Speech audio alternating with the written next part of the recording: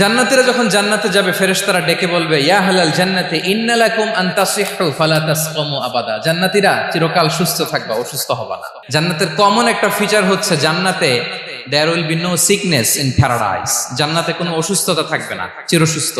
সুবহানাল্লাহ পড়েন। ইন্না লাকুম আন তাশিব্বু ফালা তাহরামু আবাদা।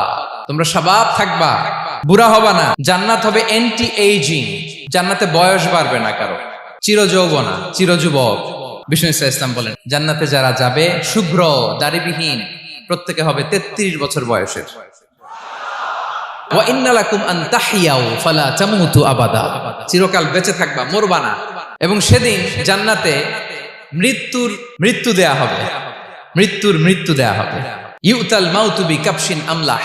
একটা ছাগলের আকৃতিতে মৃত্যুকে আনা হবে। ফায়ুযবাহুল মাউত, মৃত্যুকে জবাই দেয়া হবে। এবার জান্নাতীরা তাকিয়ে থাকবে, ফেরেশতারা বলবে ইয়া আহলাল জান্নাতি খুলুদুন ফালা মাউত। হে জান্নাতীরা চিরকাল এই জান্নাতে থাকবে।